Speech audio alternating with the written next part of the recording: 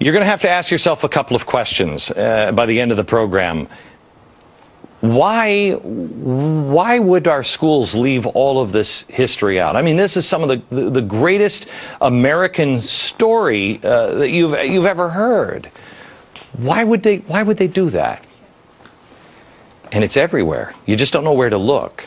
If you take a look at the revolutionary paintings of revolutionary times, here it is. This is the Boston Tea Party. Bunch of white guys, and then these people strangely looking like Indians, and they're not. But that's it. Not a lot of racial diversity. If you watch movies, one great movie. This is John Adams. You watch John Adams, and you don't see a lot of racial diversity. I'm currently watching Johnny Tremaine. This is. I love this movie. I remember this growing up. I was watching it with my kids just last night, and I noticed there are a couple of American Indians, but you don't see any African Americans unless they're slaves. They will show people as slaves, but that's it. Now, I want to show you a painting of the Battle of Bunker Hill. Here's the Battle of Bunker Hill. Bunch of white guys, right? Unless you know where to look. Right here. That's Peter Salem. He was actually the hero of the battle. It doesn't look like he's a hero there. He looks like he's cowering behind the white guy with a sword. He was the hero of the battle. And he saved scores of American lives that day. Why don't we know this? Look here. African American. Helping row the boat across. You know what his name was? Prince Whipple.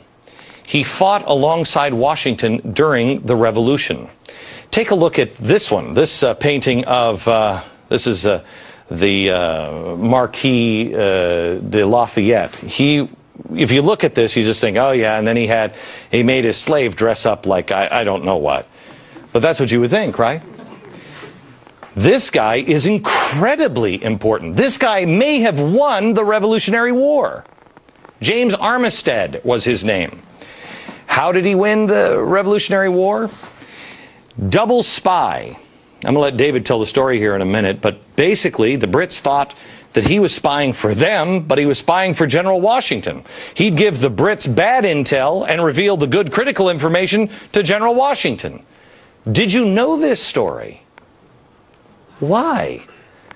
I'm so tired of people saying, well, it was just the white people, white people, white people. No! No. Why are we intentionally leaving others out? There are black founders. Human history. If I ask the audience, when did America have its first African-American judge? What year would you say? Anybody? Take a guess. Judge. 1860s? Anybody? 1770. Amy, is that just a wild guess? No, not. I wasn't sure exactly, but I think it's about 1770. Tell me. 1768. Wentworth Cheswell, New Hampshire, elected to office in New Hampshire. He was reelected for the next 49 years, held 8 different political positions. Really cool story about him is we all know that Paul Revere made his midnight ride. We also know he wasn't the only guy riding that night. Another guy riding, Wentworth Cheswell, black and white riding. Now, how is it possible? Did you know that we had an African-American ride to say the British are coming, the British are coming? Amy did. Amy did. Anybody else besides Amy know that? 2, 3. Okay, 3 people in the audience. Now, the white guy with the sword is Thomas Grove. And white fighting side by side, but Peter is definitely the hero that day. 1817, this painting is done, and all the way up until the 1980s, we knew that that was Peter Salem, the hero of Bunker Hill. 1980s, the professors got together and said, oh no, that's not Peter Salem. We think that that's Grosvenor's slave is who that is. It's not Peter Salem. Oh, you're kidding. No, in the 80s, they changed that from Peter Salem to Grosvenor's slave, Asaba. And that's what they say, oh no, it's not Peter, it's Asaba, Grosvenor, it's his slave. How come the guy who painted it and the guy who was there and the guy who saw it and painted what he saw had him as Peter Salem, and now we've all convinced, oh no, it's a slave. Because first, one thing that I think is missing in America, and it is the key to America, has been the difference between individual rights and collective rights. And this man articulated that. In a speech entitled Our Composite Nationality, Frederick Douglass said, I know of no rights of color superior to the rights of humanity. He thought the worst thing that could happen for blacks after the Civil War was to treat them as exceptions in the law. And so today, with the discursive logjam that we have over things like affirmative action and group rights, and the only thing that you get from government is if you ally with others who look like you or somehow are categorized like you. This goes into your theory that this is why this is not being taught, because you can't play the victim card. If you don't... It goes against the traditional victim narrative. After the Civil War, the history was actually written by the losers. That's the one time in history where the losers wrote the history. That's exactly right. Really interesting perspective. That's exactly right. All right, David, explain quickly. Let's go through these people. Let's go through these. This guy right here, this is Lemuel Haynes. Lemuel Haynes is a soldier in the American Revolution. He's a black preacher. He's the first black preacher ordained in America that was a pastor of a white congregation in Vermont, Massachusetts, New York, several places. A black professor in black a preacher, white... That's right, in a white church. Yeah, black minister. Black minister in a white church in 4 different states. He was ordained in the Congregationalist denomination in 1785. He's the first black to receive a master's degree in America. He got that in 1804 from Middlebury College. So Lemuel Haynes, every year on Washington's birthday, he preached a special sermon about George Washington, his commander-in-chief, in all of his churches where he was. Unbelievable. So we don't hear about Lemuel Haynes.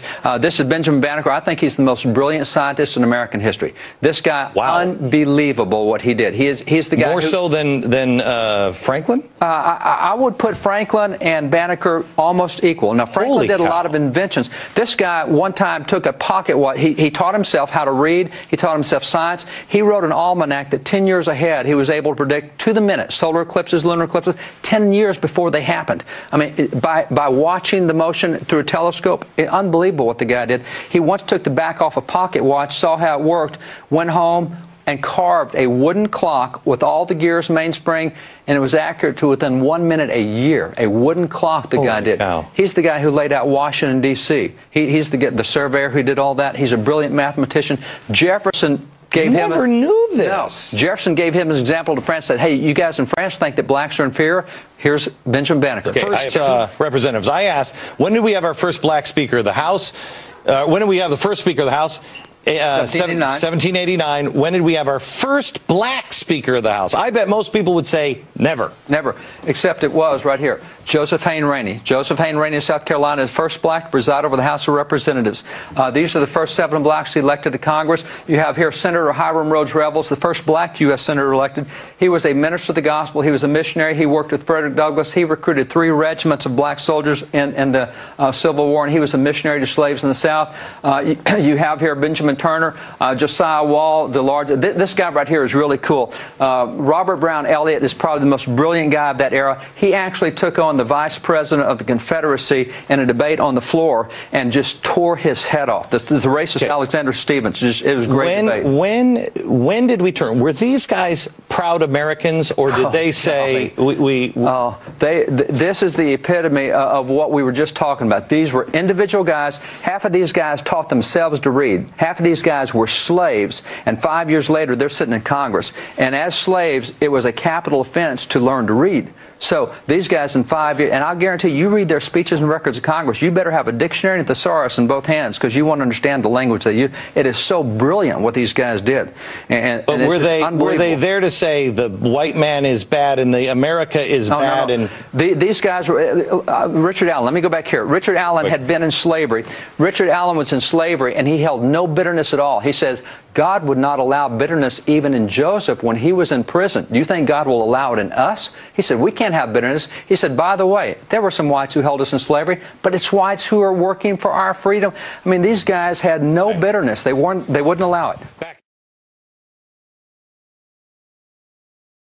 We're coming up on a big moment in history. 400 years since the arrival of the first Africans to English North America, more specifically to Hampton in 1619. So this week, the Hampton 2019 Commemorative Commission is holding a summer learning institute for local educators to study the arrival. And the goal is for them to incorporate this history into their lessons. And joining us to talk about this week and more are the commission's co-chairs, Dr. Kalita Fairfax and Lieutenant Colonel Claude Van, retired. Thank you so much. Thank you for having us. Thank you so much. And today was the first day of the Institute. I really enjoyed listening to the chief. I think we have some video of that as he talked about some of the Indian heritage that came before 1619. Absolutely. Why is this week so important?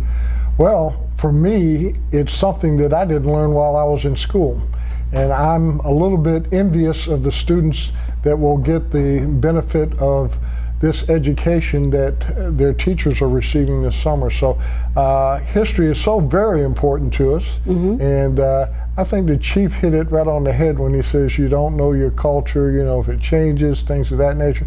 And it just drove several points home that they were the first citizens of the United States. Of the United States, absolutely. They were here. They were here. Yeah, so. Dr. Fairfax, just quickly kind of tell us about 1619. We know that they came from Angola, 20 odd in the White Lion. Quickly kind of run that down for us. Right, so we know that the ship White Lion disembarked at Point Comfort, which is present-day Hampton, carrying 20 and odd, meaning 20 and some other number African people from Angola. And we know that they were dispersed throughout the Virginia colony, or some persons refer to it as the Jamestown colony. But we know that 2 persons stayed in Elizabeth City County, if you will, present-day Hampton, Anthony and Isabella. And we know that they worked in the house of Captain William Tucker, who was Commandant of Fort Monroe. He was also a member of the House of Burgesses. But they had a son around 1624, 1625 named William Tucker. So conceivably, William Tucker is the first documented African child born in English North America. And many of his descendants are still around in the area. In the area, yes. Yeah, fascinating. Fascinating. So you're planning a number of events that we're going to see all next year. Absolutely. Symposiums, forums, a film festival. We have a commemoration plan planned in August, which we will do every year, which is being done every year because of Project 1619, the grassroots organization who started this effort.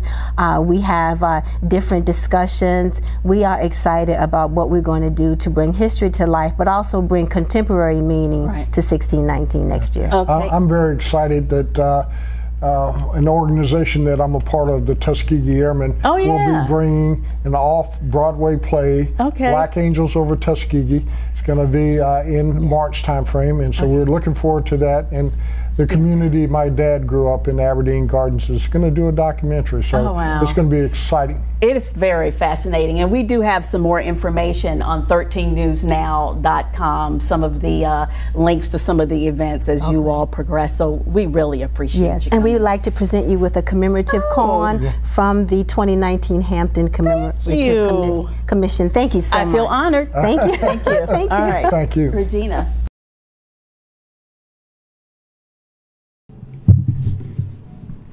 The misguided focus on 1619 as the beginning of slavery in the United States damages our understanding of American history. You know I'm going to say that again. The misguided focus on 1619 as the beginning of slavery in the United States damages our understanding of American history. The year the first enslaved Africans were brought to Jamestown is drilled into students' memories, but overemphasizing this date distorts history. The story was done September 13, 2017 in the Smithsonian, and this is how it reads. In 1619, 20 and odd Negroes arrived off the coast of Virginia, where they were brought for victually by labor-hungry English colonists. The story of these captive Africans have set the stage for countless scholars and teachers interested in telling the story of slavery in English North America. Unfortunately, 1619 is not the best place to begin a meaningful inquiry into the history of African peoples in the Americas. Certainly there is a history or story to be told that begins in 1619, but it is neither well suited to help us understand slavery as an institution, nor to help us better grasp the complicated place of African peoples in the early modern Atlantic world. For too long, the focus of 1619 has led the general public and scholars alike to ignore more important issues, and worse, to silently accept unquestionable assumptions that continue to impact us in remarkable consequential ways. As a historical signifier, 1619 may be more insidious than instructive.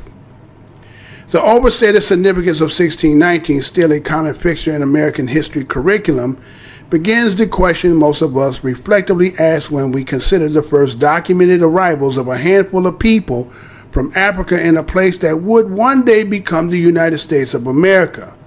First, what was the status of the newly arrived African men and women?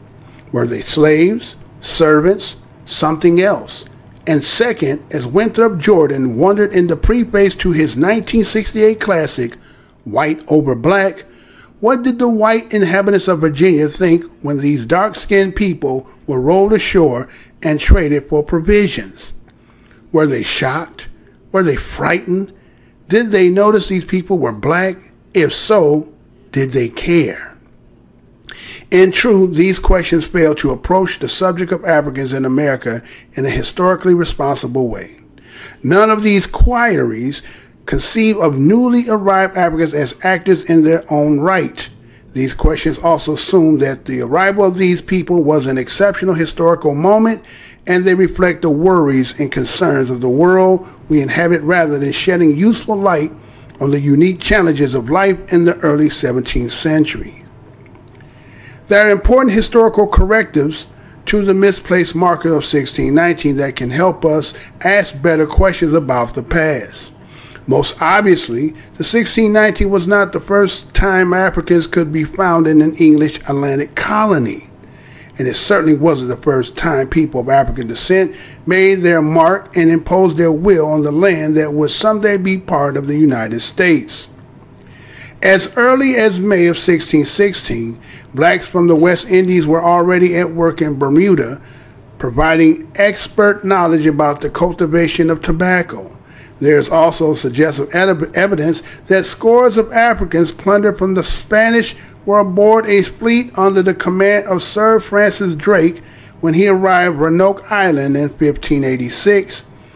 In 1526, enslaved Africans were part of a Spanish expedition to establish an outpost of North American coast in present-day South Carolina.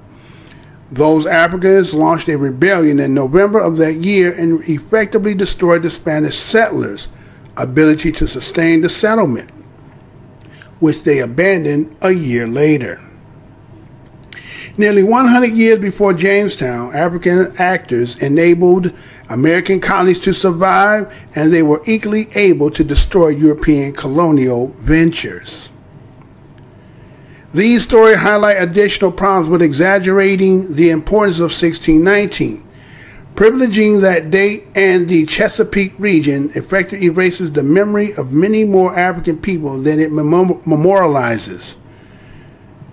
From this point forward and in this place, narrative arc silences the memory of the more than 500,000 African men, women, and children who had already crossed the Atlantic against their will, aided and abetted Europeans in their endeavors, provided expertise and guidance in a range of enterprises, suffered, died, and, most importantly, endured.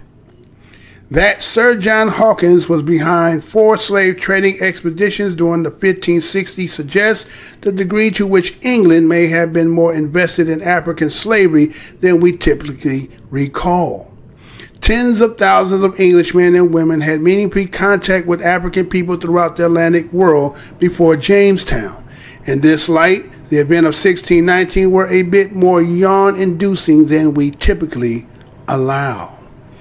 Telling the story of 1619 as an English story also ignores the entire transnational nature of the early modern Atlantic world and the way competing European powers collectively facilitated racial slavery, even as they disagree about and fought over almost everything else.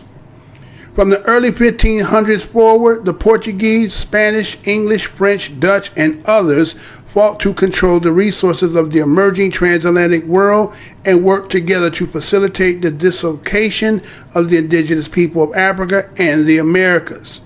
As history John Thornton has shown us, the African men and women who appeared almost as if by chance in Virginia in 1619 were there because of a chain of events involving Portugal, Spain, the Netherlands, and England. Virginia was part of the story, but it was a blip on the radar screen. These concerns about making too much of 1619 are likely familiar to some readers, but they may not even be the biggest problem with overemphasizing this very specific moment in time. The worst aspect of overemphasizing 1619 may be the way it had shaped the black experience of living in America since that time. As we near the 400th anniversary of the 1619 and new works appear that are time to remember the firstness of the arrival of a few African men and women in Virginia, it is important to remember that historical framing shapes historical meaning. How we choose to characterize the past has important consequences for how we think about today and what we can imagine for tomorrow. In that light, the most poisonous consequence of raising the curtain with 1619 is that it casually normalized white Christian Europeans as historical constant and makes African actors little more than dependent variables in the efforts to understand what it means to be American. Elevating 1619 has the unintended consequences of cementing in our minds that those very same Europeans who lived quite precipitously and very much dead doorsteps on the wisp of America were in fact already home, but of course they were not Europeans, were the outsiders. Selective memory has conditioned us to employ terms like settlers and colonists when we would be better served by thinking of English as invaders or occupiers. In 1619, Virginia was still Seneca, European was non-native species, and English were the illegal aliens. Uncertainty was still very much the order of the day. When we make the mistake of fixing this place and time as inherently or inevitably English, we prepare the grounds for the assumption that the United States already existed in embryonic fashion. When we allow that idea to go unchallenged, we silently condone the notion that this place is and always have been white, Christian, and European. What does that leave African and people of African descent? Unfortunately, the same insidious logic of 1619 that reinforces the illusion of white predominance necessitates that blacks can only be ipso facto abnormal, impertinent, and only tolerable to the degree that they adapt themselves to someone else's fictional universe. Remembering 1619 may be a way of accessing the memory and dignifying the early presence of black people in the place that would become the United States. But it also imprints in our minds, our national narrative, and our history books that blacks are not from these parts.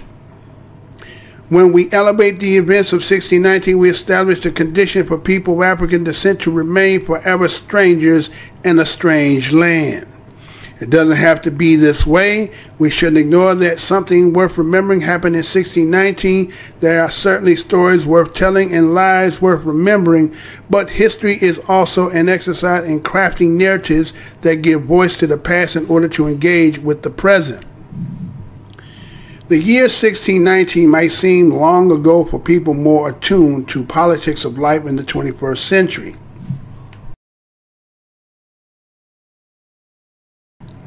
But if we can do a better job of situating the foundational story of black history and the history of slavery in North America in its proper context, then perhaps we can articulate an American history that doesn't essentialize notions of us and them. In the broader possible variant understanding of those words, that would be a pretty good first step, and it would make it much easier to sink our teeth into the rich and varied issues that continue to rule the world today.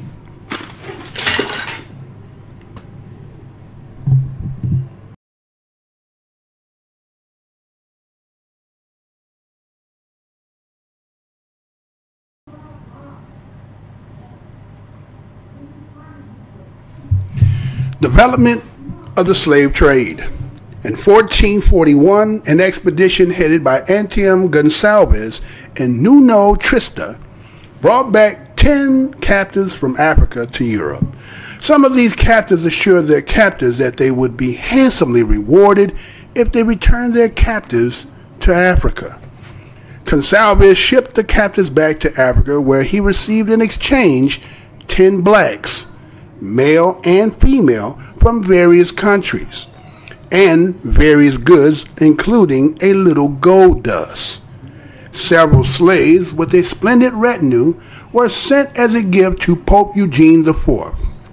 The others were sold in Lisbon at an extremely high price. Following this first profitable sale of Africans, the Portuguese sailors began to bring back slaves from every voyage to Africa. Pacheco Pereira wrote that in his day, late 15th century, from the coastal areas embracing Senegal and Sierra Leone alone, 3,500 slaves, and at times even more, were carried off yearly. Although the captures of slaves was not the main object of the first Portuguese expedition, at that time, however, the population of some European countries was rather small, and slave labor was widely used, for instance, in the countries of the Iberian Peninsula. But after the Christian reconquest, the influx of slaves virtually ceased. The marketing of black slaves was probably the first profitable outcome of the costly African expedition.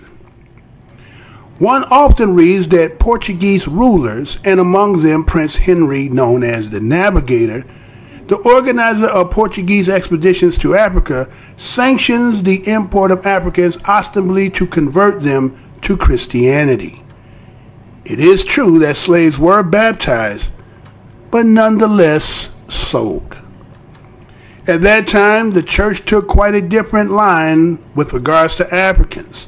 Pope Nicholas V issued a special bull granting the King of Portugal, Alfonso V, the right to seize lands and enslave heathens in regions discovered by that time in Africa, and in those that would be discovered. Moreover, the Catholic clergy, for instance, in the Congo, daily compromised itself in the church by indulging openly in the slave trade. In the early 16th century, the Spanish established a huge colonial empire in the West Indies and America. In the process of seizing new lands, they massacred nearly all of the native Indian population. To attain cheap manpower, they began to bring African slaves who had proved their worth in Europe as capable and handy workers to the New World. By exporting Africans to America, the Spanish were not trying to save what was left of the Indians. They were eager to preserve their colonies where there was no manpower to work the mines and plantations. In 1510, the first large group of African slaves, 250 in all, was brought to Hispaniola gold mines. After that, the Spanish government regularly concluded acentil with other countries for the rights to sell Africans in Spain American colonies. In the second half of the 16th century, Portugal began to lose its monopoly in Africa, and Spain and the New World.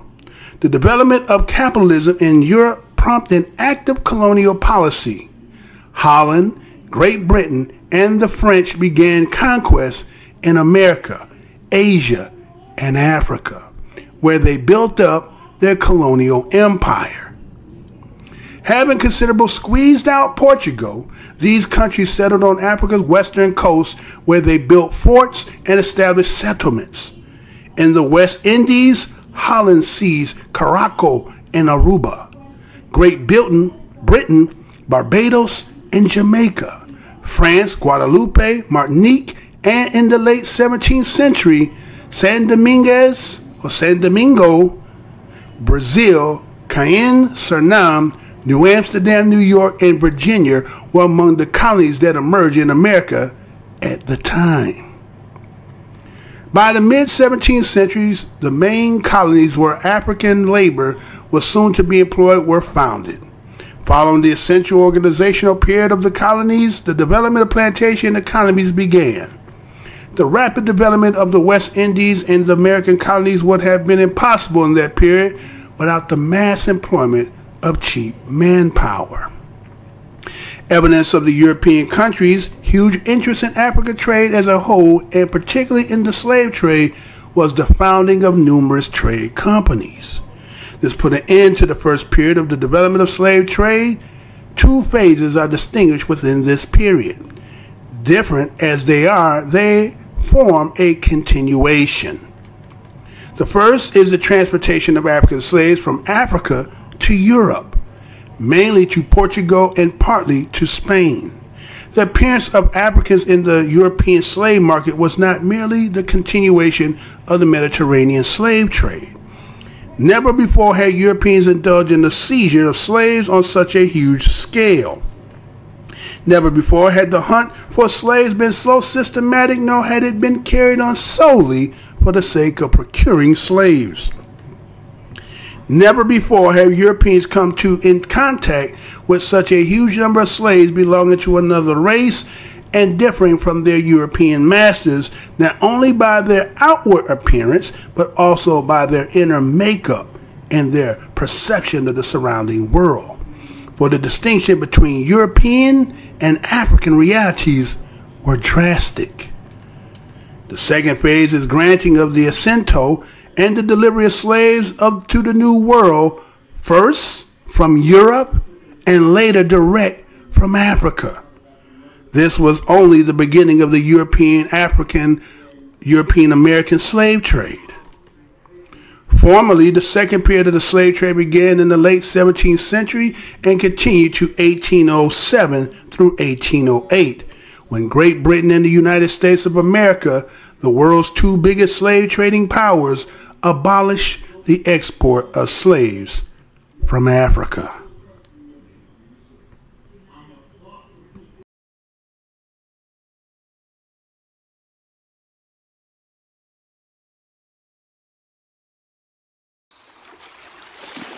In the year 1500, a Portuguese fleet, captained by Pero Alvarez Cabral, set sail to round southern Africa en route for Asia. Portugal was a tiny country. It only had a population in total of just over 1 million. So for them to send a big fleet was a vast effort. And Portuguese got to Brazil almost by accident. It was a large fleet on its way to India to get spices. And it was blown rather farther west than usual. And then they saw land birds, and they followed them and made a landfall on what's now Brazil.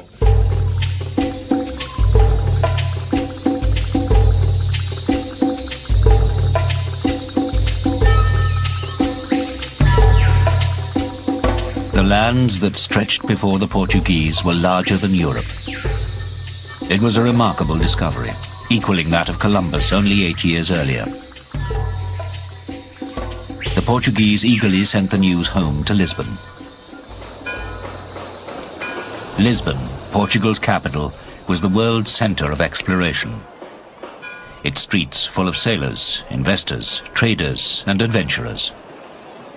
Only a few years previously, Vasco da Gama had finally worked his way around the southern tip of Africa and opened the sea route to the luxuries of the East. Even though this people is the smallest of all the globe, that globe does not seem large enough to satisfy it. As soon as they have sailed along the coast, they take possession of it and consider it a conquest. Parmentier, French captain.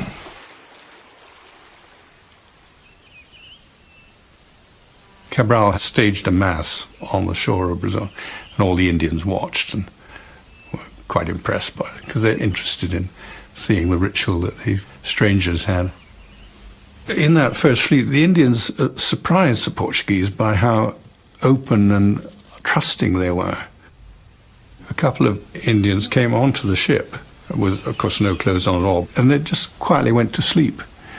And the only thing they were worried about was that their feather headdresses shouldn't get disturbed as they were sleeping. And then they were just quietly lying on the deck of the ship, totally trusting. But that trust was misplaced. This new continent seemed to contain little obvious wealth. There were no gold-clad Aztecs or Incas to conquer. The only item of interest was a valuable tree, known in Europe as Brazil wood, which gave the country its new name. But there was nothing to compare with the wealth of Asia. Except for one thing, its land. Portugal sectioned off Brazil's coastline to rich settlers. But they soon ran into a problem. Plantations are highly labor-intensive, and Portugal's own population was too small to send suitable emigrants. The ambitious new settlers turned to slavery. Portugal, like most of Europe, was no stranger to slavery. 1 in 10 of Lisbon's population was a slave, predominantly from northern Africa. So, all along the Brazilian coast, native Indians found themselves being bribed with their first iron tools or forced at gunpoint to become enslaved.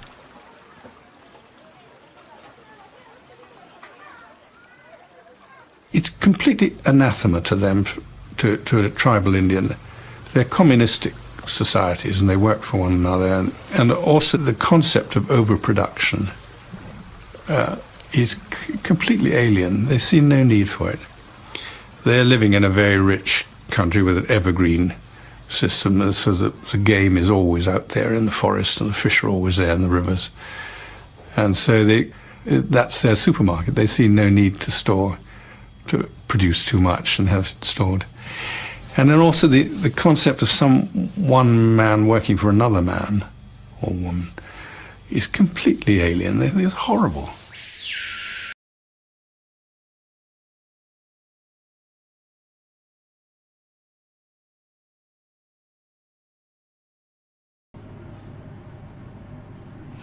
All right, so what we're going to do is now we're going to look at this from what was just disseminated, right?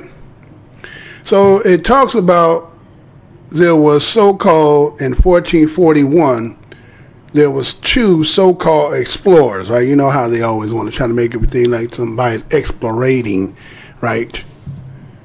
So they had this Anton Antio Gonsalves and Nuno Trista, right? Or Trista, right?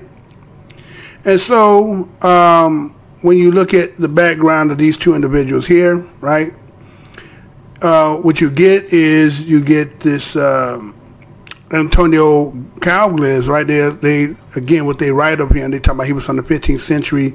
He's a Portuguese explorer and slave trader who was the first European to buy Africans as slaves from, as they say, black slave traders. Now again, you know, when they write in history, again, it's always a deflective tactic because again, they're never going to take full responsibilities of what they have done. So what they say is, well, we participated, but there was another accomplice that if it wasn't for them, we couldn't be doing it. We would have not been able to do it, right? So again, you know, they're going to say that the black slave traders there, right?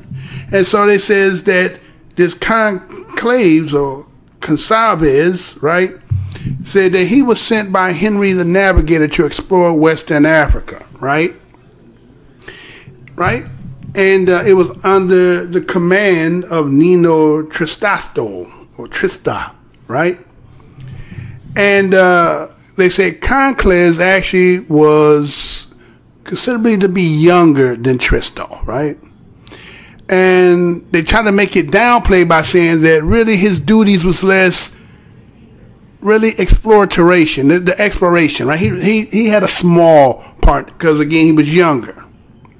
Because it was about hunting the Mediterranean for monk seals is what he originally was supposed to be doing, right? So he was out there looking for the monk seals. I guess that was some kind of trade at that time. And so accordingly, it was known that in the West Africa aspect, that's where they resided, right? And so he supposedly had filled his vessel with the small amount of these seal skins, and somehow he's ended up buying slaves. Now again, I'm not, again, 1 and 1 we are taught equals 2. Okay, you end up going looking for some seal skins, you end up somehow purchasing slaves, right? Right? And accordingly, that was with him was about 9 crewmen with him, right? And he bought it's called a Zingu, which is a Berber, right? It's called a Zingu. I guess that's his name, or maybe that was a tribe, but he was considered out of the Berber tribe. And he had been actually a worker, I guess, there in the so-called, because they don't really specify at that particular time where, but this Berber was a slave, and he ended up getting this Berber, right? And so what you see is, now you see that Tristo eventually is going to arrive at the same place where he's at. And the crews end up joining one another, right? And they end up purchasing a trip. And when they did the trip this time, when they went back over there to the Azingu chief, and I guess Azingu again is a tribe, right? And they end up buying from a Zingu chief 10 supposedly. Now again, think about this. They say they bought 10, right? And they end up taking them back to Europe, right? Now remember, as I was given the dissemination as to the story about what was said, then the story said that they took those 10 men and women and brought them back up to, we'll say, Portugal, and gave one as gift and so others to up in Lisbon, right? And you will see in the video it talk about how Lisbon was, according to this documentary. It talks about how 1 in 10 were slaves up in there. Again, now this is Europe. Now we're talking about this particular time, right? And so accordingly, he got the 10 slaves, and he got some gold dust, right? And they also talk about some large number of ostrich eggs, right, and things of that, right? And when he went back up there again, and meaning going back up to Europe and gave that, and once it had been known that he could get this kind of, exchange for them, because again, they talk about the retinue of them. But again, you would think retinue would be in the sense of like maybe this person had some kind of, he was a hierarchy. No, that's not really what retinue means, right? This means someone, again, attended, these are just people, right? Attendees and things of that nature. But the way they depict in that story that this person who they got, that they end up taking back and end up getting 10 more people for this individual, and the gold dust and the ostrich egg, is because he was of stature, right? And once that had came back, now it's supposedly now it's opening up, right? It's supposed to be opening up this whole slave trade. Now, when we get back to this Nuno Trista, again, he was a knight, supposedly in the house of Henry the Navigator. And so it was that, again, as we said, he came with the Leighton Rig caravan that explored West African coast, what they said around Cape Barbas, right? And then it was about around Rio de Oro, they call it, where he met up with, again, Antonio Conclave, again, where they make that whole deal, right? And so what we find out that you have a Moor servant that acts as an interpreter. Now again, those who are of the, let's say, institution, right, of Moor Science Temple, and again, it's never shaded because again, you my fam, right? You my fam, you my brother, you my sister. But there's a two-part to the history when it comes to that. There's two sides to that. There's those who were for, right? There's pro, and there's anti, right? And what we will do as we go through these series that I will break down in parts, because again, they want to tell us here in 1619 is the beginning, but it didn't begin in 1619. It's going back in Europe before it even gets here. And we must understand that, right? So, again, keep that in mind, right? So, what we have, again, like it says that it talked about, that you end up getting the gift that he ended up giving one of the slaves was to Pope Eugene IV, right? And so, again, this became this fever for making some money, right? Because again, this nation is thirsty, right? Matter of fact, when you think about what is Portugal's so-called, they say that Portugal has a plantation and gold mines, but it's not in Europe where this is, right? This is actually going to go in South America, right? And I will play a video that kind of give you a summarize of that. Now, they say they end up going to Senegal in the Sierra Leone area, right? And they said that around there they got about 3,500 slaves. And then it grew exponentially of the yearly, okay? So that means that word got out that you could make some money because, again, you know what I'm saying? Now, you got to remember that Papal Bull only allows Spain and Portugal to only choose as to be a part of this. No other nation was part of this. Now, you got to remember this. Now, remember, this is starting according to what they're writing in 1441, right? Other parts I will have to take you back before 1441 that's in that particular area. Those who are Moors will know that because, again, Spain and Portugal is having something to do with the Moors, right? There's the history that took place in 711 that is going to come to its culmination, decline as we get further down. So again, at 1441, there's things happening in that area. And again, there's going to be a what they call a schism, a break, the anti-Moor and the for-Moor that's going to ally. Okay, we got to keep that in mind, because again, what I want to do here is show about this 1619 to show that we was out here already prior to, and the fact that some came with other nations as being pro with that nation, and those who may have been enslaved were against, right? So it talked about the import that they were getting from Africa, right? They were converting them to Christianity. So a lot of this, that again, the church is involved in the enslavement of those which will be oppressed and put what we call in the Western Hemisphere, right?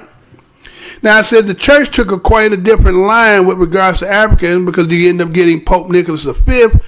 He's the one that ended up creating that special bull granting to Portugal and again Alfonso V the right to seize the lands and enslave heathens. Now again, they use the word heathens to specify a degradedness in our ancestors to justify and validate what they're doing.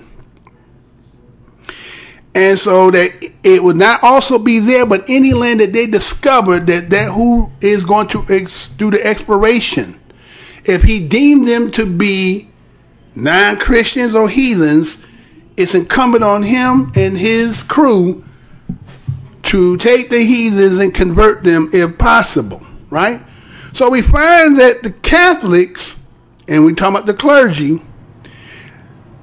again, according to what the church is supposed to teach as into righteous and right, but they openly indulge in the slave trade. And that's what a lot of people do not understand. And again, when you look at your religion and understand how it intertwines with the what took place, the church had a lot to do it, because it was a church that sanctioned, right, the papal bulls that allow that all to manifest in the name of the church. Now, what we do is we get early in the 16th century.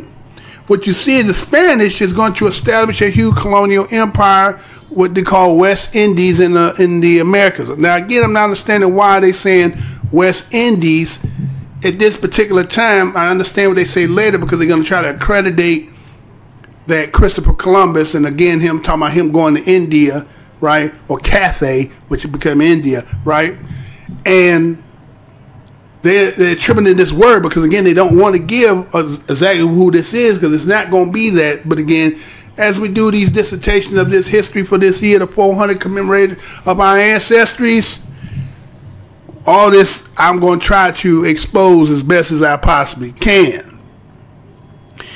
Now, again,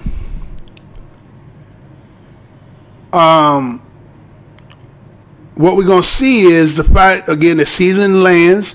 They're massacring nearly all the natives that were on the land. Now, again, they use the word Indian, but again, Indian can't be synonymous, because this person who ended up classifying, calling it India, is a misnomer, because he did not go on the landmass that he claimed.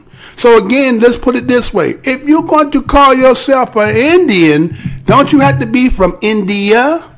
Think about that. An Indian has to be from India. So then if you're supposed to be in India, right, which you never got to India, so you are misclassing and labeling people based on your fictitiousness and your lyingness, right?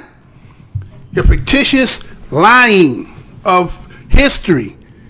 Because again, how could you be a person, supposedly, again, his father-in-law was also a navigator, right? That's where he's getting his books and his knowledge from.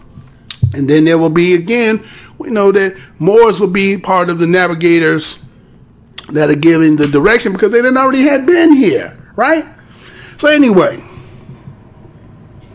so we see that they understood the wealth not even the wealth, the value of the Africans and the capability of their handiwork up in Europe. Think about this. They already knew. Now again, for me, I'm going to tell you that I believe they're commingling and mixing this story up. As that video will show you, if you haven't seen it, depending on where I put it at, it says some things in there that should have been interesting, or light should have came in your head. They said that those people who were in Portugal at that particular time, when they were doing this in Lisbon, were coming from North Africa. And then we're talking about this particular 15th century, late 14th, 15th century.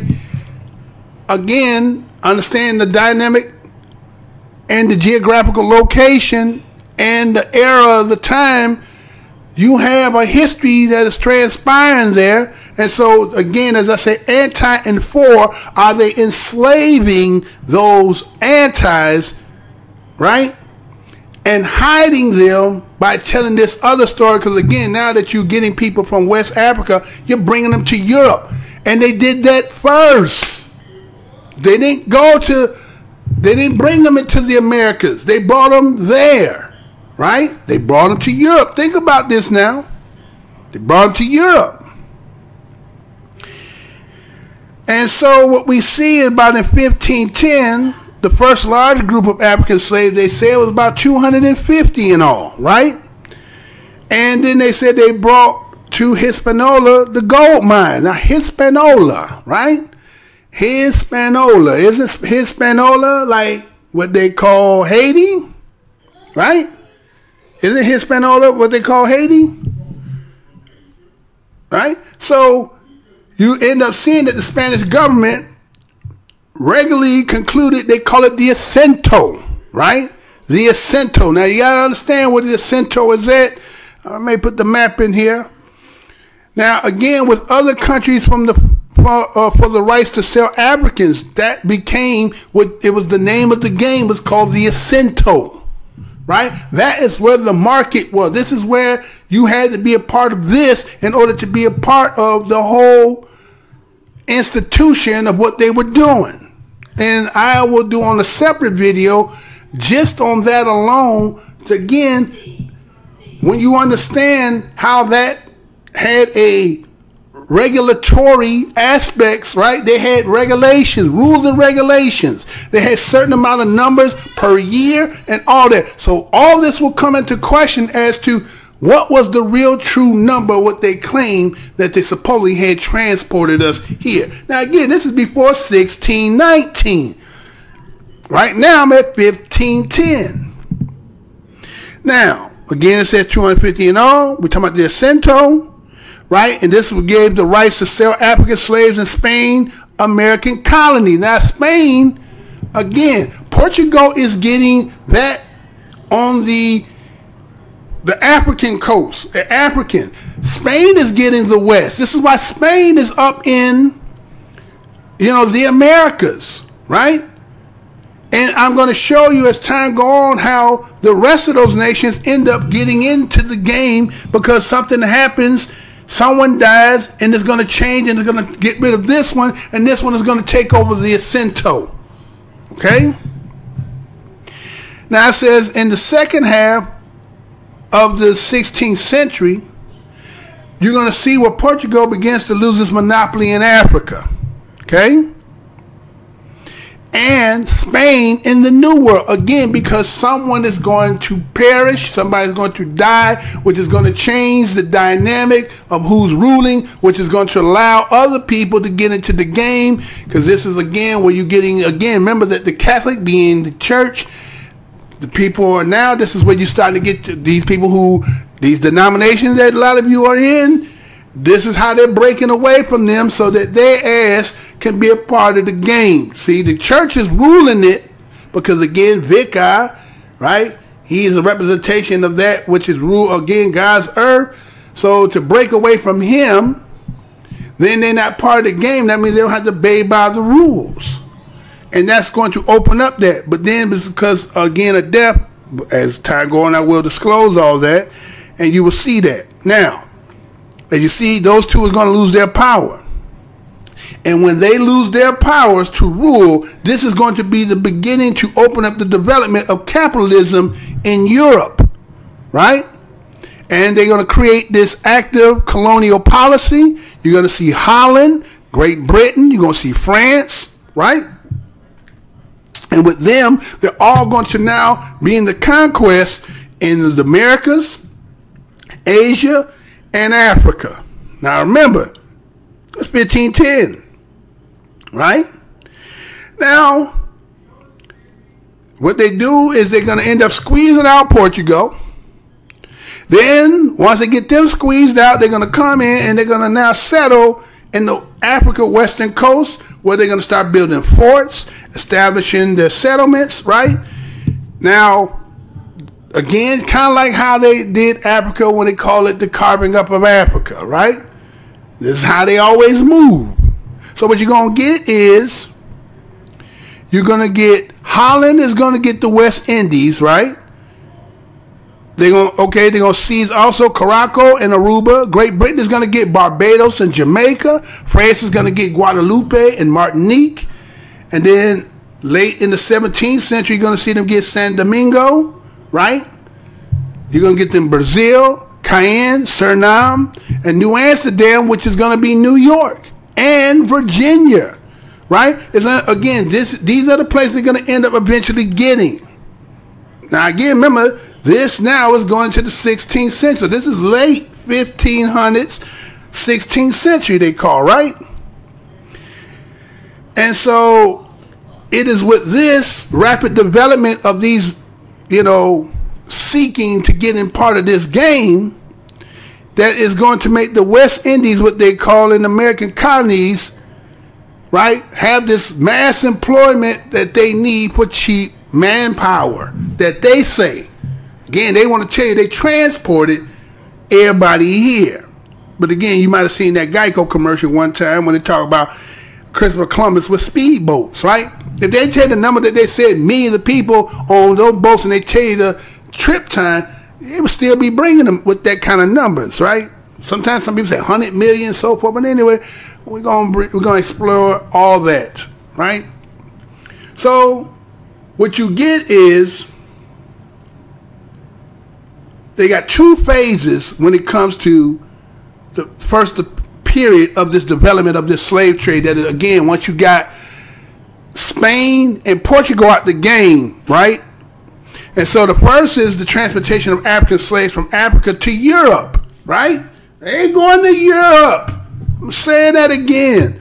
The first is the transportation of African slaves from Africa to Europe. Mainly they were going to Portugal and partly to Spain. Okay, I say it was the appearance of these Africans in the European slave market was not merely the continuation of the Mediterranean slave trade. Now again, you got the Mediterranean having a slave trade too that no one talks about, right? And so you end up getting the second phase is the granting of the first assento and the delivery of slaves to the New World, the assento, right? So let me go ahead and tell you a little bit about this assento, right? Let me give you a little bit of this assento, right? Let me put this up. Let me tell you this, right?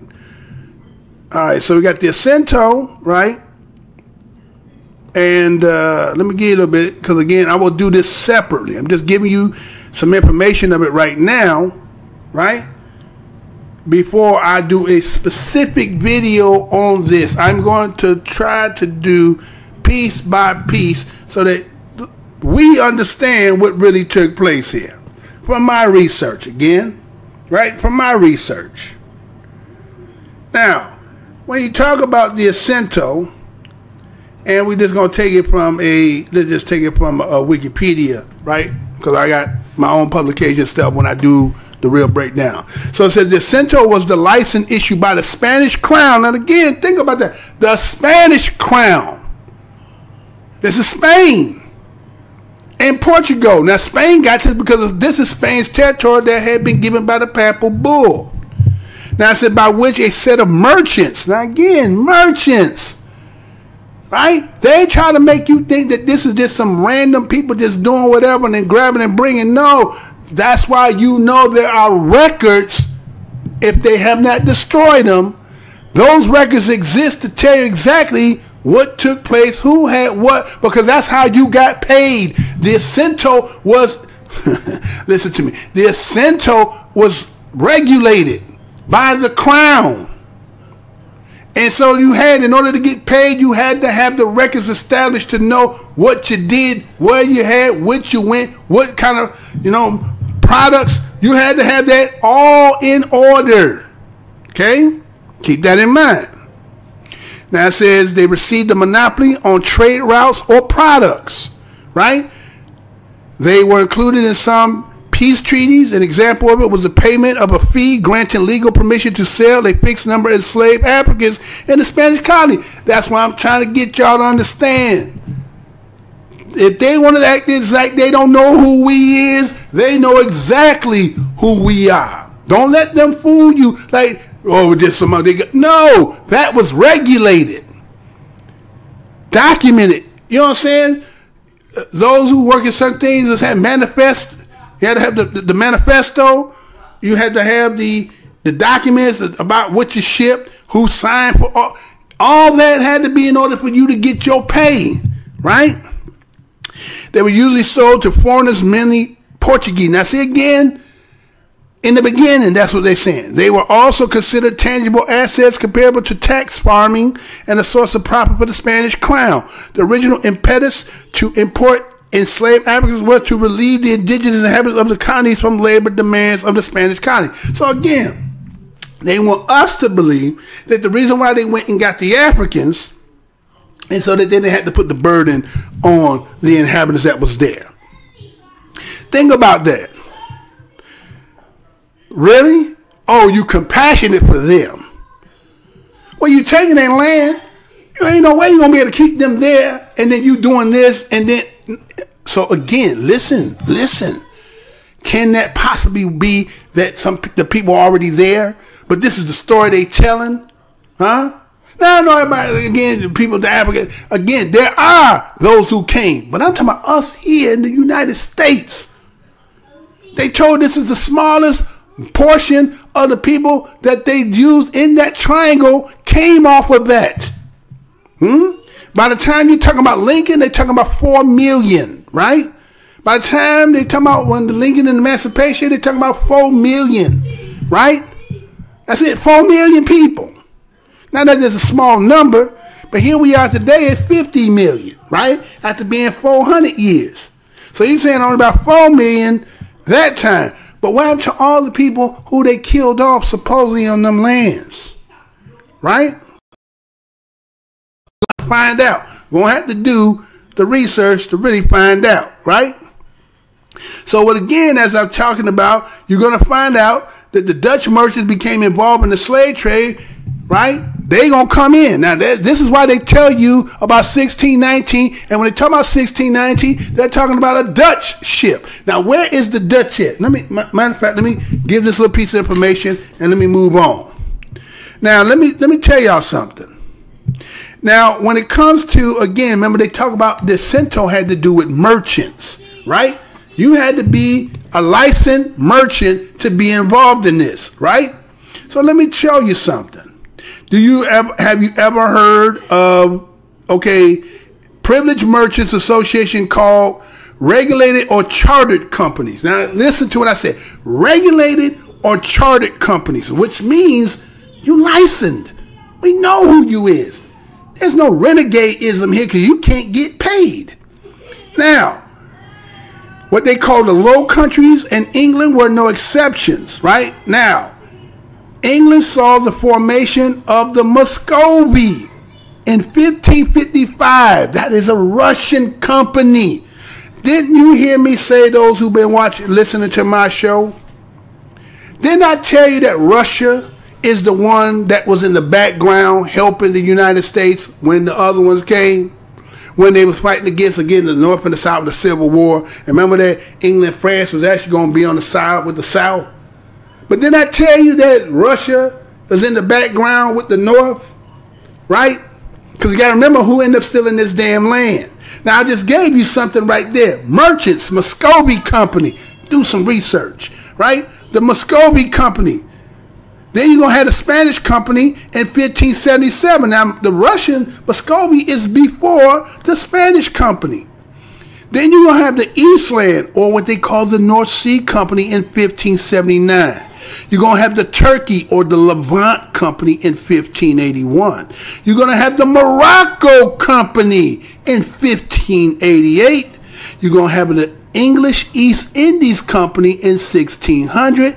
You're going to have the Providence Island Company in 1629, the Hudson Bay Company in 1670, and the Royal African Company in 1672. All right? These were the licensed sanction modes that was part of this Jacinto. So when they try to tell you that they know who it was, they don't really know specify, this is smoke and mirror. This is to get you all to get, they know who we are. Did you hear in the video it said that they were Egyptians? Huh? That was part in that Portugal and that Lisbon who were being enslaved. Well, again, and when you follow the history, you're going to find out where did, ask yourself, not those inhabitants there today and those who are just amalgamation of people over time that are now residing in that area. We're talking about when they originally took that, when they originally took over that, where did they go? That is the mystery. Whatever happened to them when they were coming in to invade those lands? The ones that were prominent and had money and wealth. Again, they had knowledge to know what was transpiring, so they got out of there. But where did they go? So what you get later on is you're going to have the Jacinto in the Treaty of Utrecht. When you get the War of the Spanish Succession. This is where Britain's government is going to pass the right to the South Sea Company. Remember, the Jacinto, you had to be licensed to be a part of that slave trade. This ain't just no random, mama just doing what they want. So then you end up getting the British Jacinto ended with the 1750 Treaty of Madrid, right, between Great Britain and Spain, right? Now, I ain't going to go too much because, again, I'm going to do something specifically just on that alone, right? So again, it goes on as Alberta said, okay, and again, it was the granting of the Jacinto, delivery of the slaves to the New World, first from Europe and later direct from Africa. Now again, the people who end up getting it, where did they get us and bring us from? See, what they mask and cloak is when they tell you the triangle. Yes, those that might have went into South America, places that might have been on the islands, right? You might directly have came from Africa. But those who came later when the so-called Britain in them is now in the game, where did they get their people from?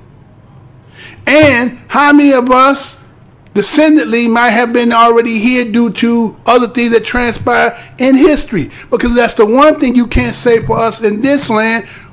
You just group us and say this, and we know that we all kind of mixed up, but you don't got to look at the fact that we all came from different parts. Some from France, some from Spain. Britain, shit. What about Russia? We got all kind of shit.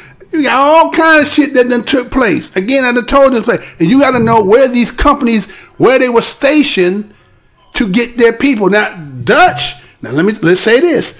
The Dutch was an East Africa country. So they were getting their people on the east part of Africa. But they only going to tell you from the west, you from the west, you from the west. Maybe you not. Maybe you not. So then what they go on, they said the second period of slave trade began in the 17th century and continued about 1807 to 1808. Then they so-called Great Britain and the United States again, being the two biggest slave trade powers, abolished the export of slaves from Africa. Now that's supposed to mean they stopped it in 1807 to 1808. Now, from that period up until then I have a almanac that specifies that in 1850, there's about 250,000 Africans brought to the United States. That's it. Prior to that, you don't know how you really got here. They didn't bring you. You were already here. To be continued. To be continued.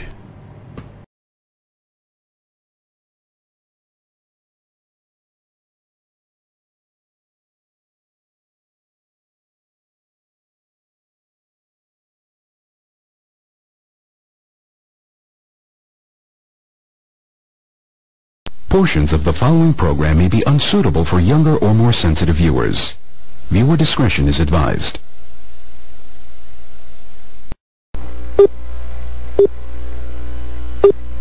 Remember, the enemy has only images and illusions, behind which he hides his true motives. Destroy the image, and you will break the enemy.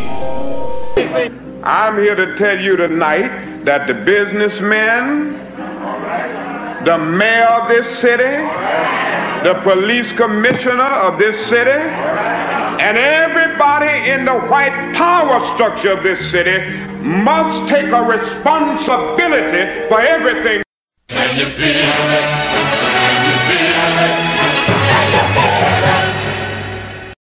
Luther and I, and everyone in this arena tonight, are unified by the same great American values. We're proud of our country. We respect our flag.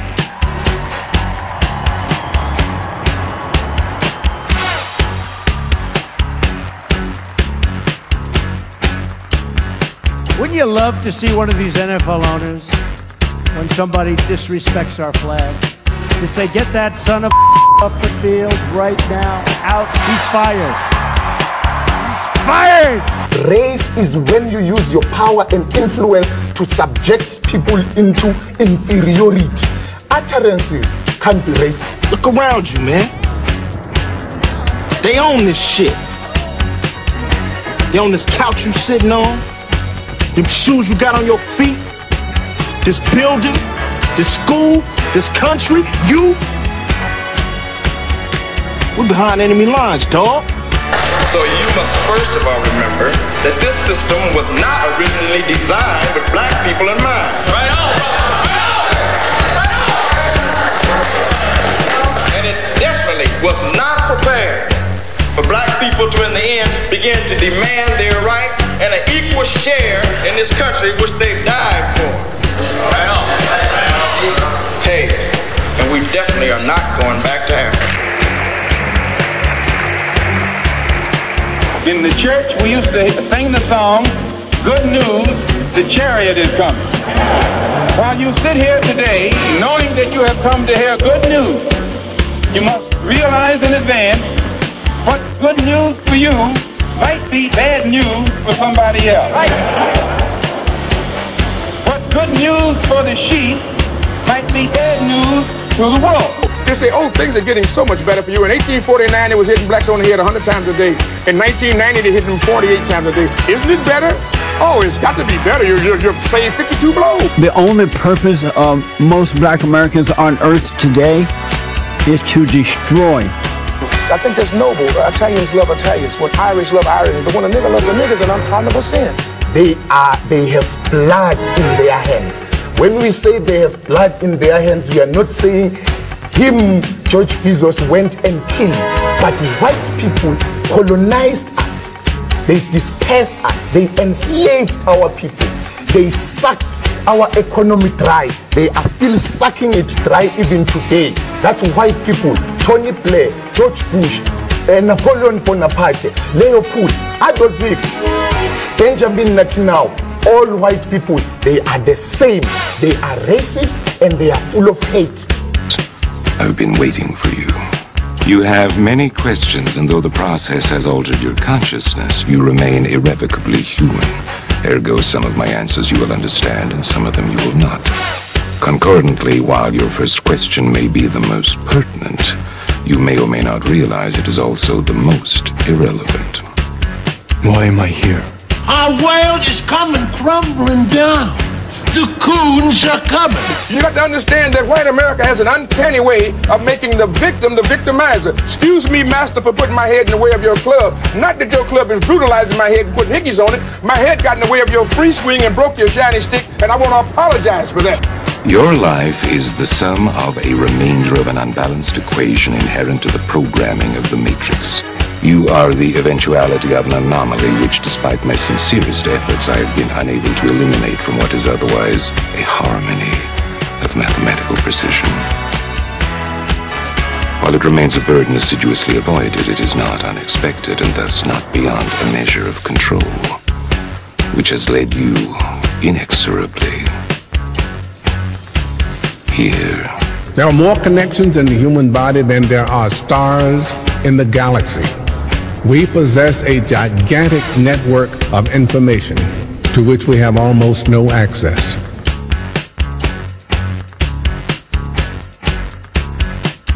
The Matrix is older than you know.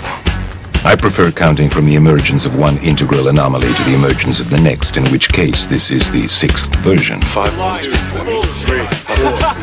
There are only 2 possible explanations. 5 months before me.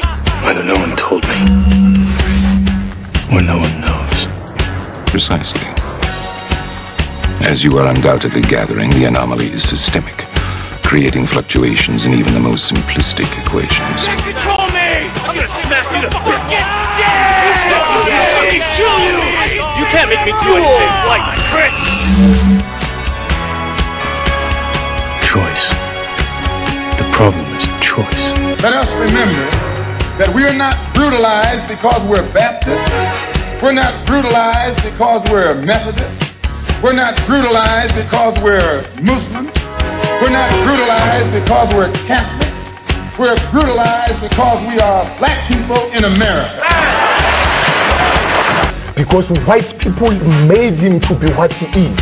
They made him to look evil, because that's their role, to make all of us black people to look evil and to hate ourselves. I can't hate. You're a nigga till you die. If you're a poor nigga, you're a poor nigga. If you're a rich nigga, you're a rich nigga. But you never stop being a nigga, and if you get to be educated, you're just an educated nigga. Well, I'm told every day I'm on air that I'm racist because I call out racism.